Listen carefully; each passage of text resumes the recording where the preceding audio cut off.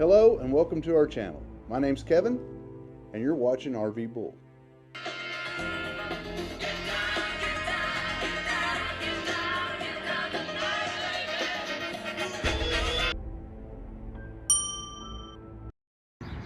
Well, here's your update on the Winnebago tour.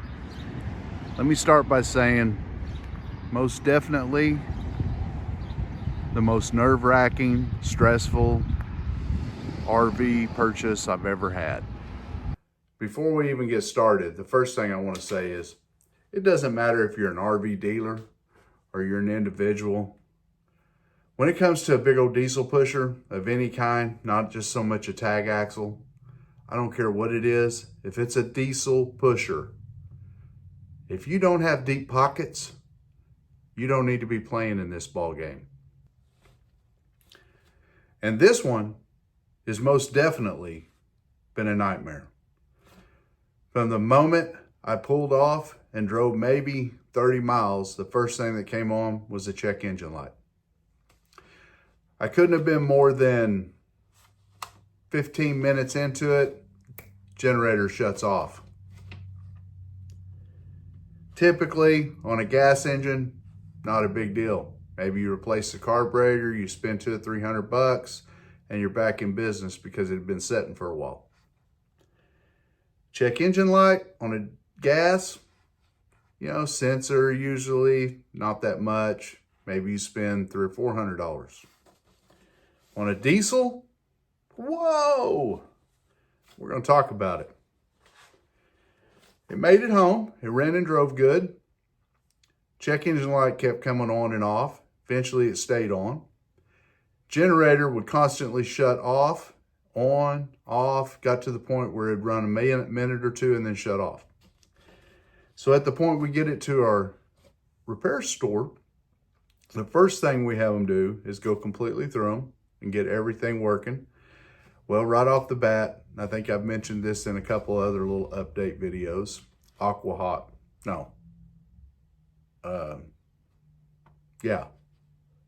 system.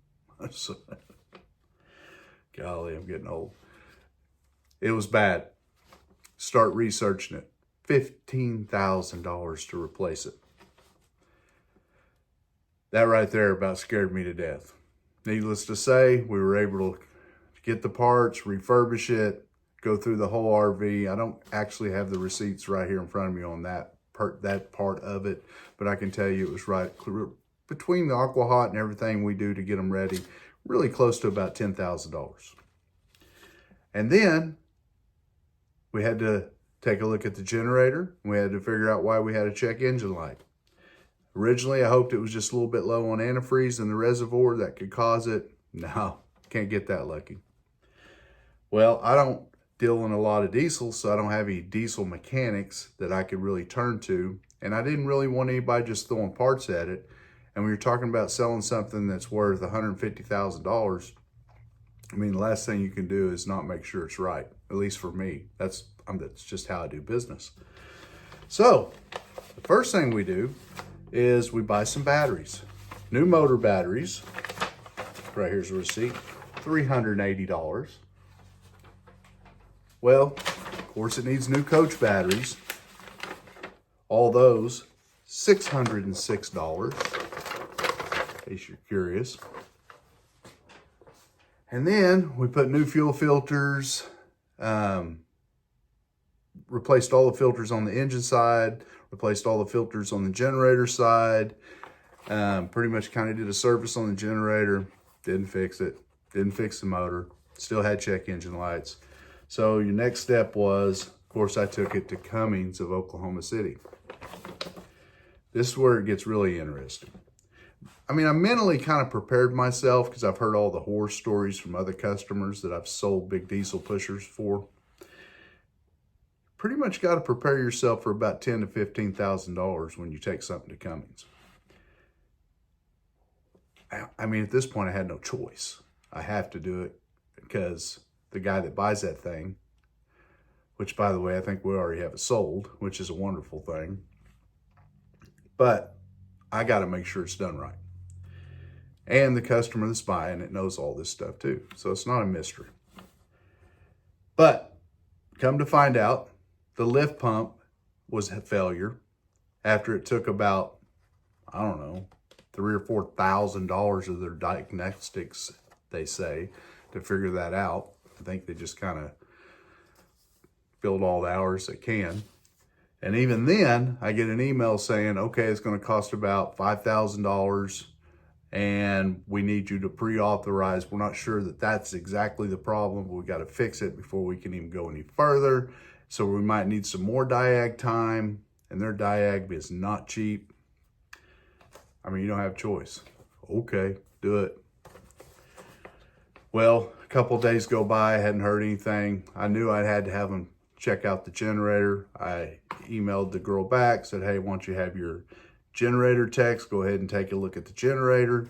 I get an email back saying that it needed $2,500 or $2,700 worth of work after diag. And basically what the generator was, even though it was pulling a fuel code, it was a control panel. So anyway, yes, go ahead and fix it.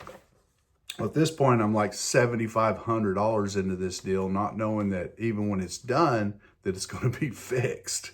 But like I said, I mentally prepared myself for $10,000 to $15,000.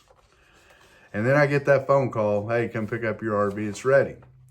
Okay, you don't need no more diag time? Nope, it's fixed. Okay, well, I'm a little nervous. I mean, on the check engine light side, you physically had to drive it about normally 30, 40 miles before it even come on.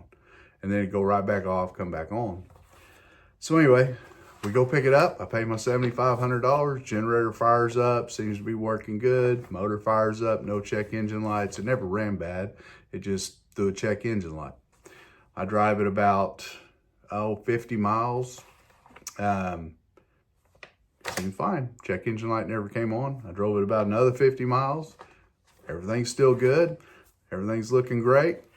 And then this morning, I take it, run it out to the blue beacon, give it washed, bring it back, actually running and driving excellent. So I didn't have to spend $15,000, but I still spent $7,500.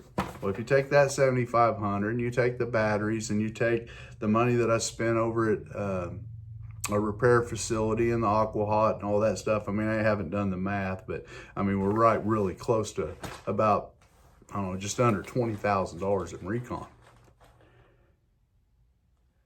I'm playing in a field I don't want to play in. I mean, I don't care how deep your pockets are. There ain't enough profit in these things to take that kind of gamble. So if these dealers with their big deep pockets, which honestly most of them have employees that don't give a crap anyway, they're not spending their own money. But on my money, it's going to be far-fetched and in between before I buy another big giant diesel pusher. That's my experience. That's my update. Hope you guys enjoyed it. Hey, I still need a whole lot of followers. So please like, share, send me your comments. That's all. Have a good weekend.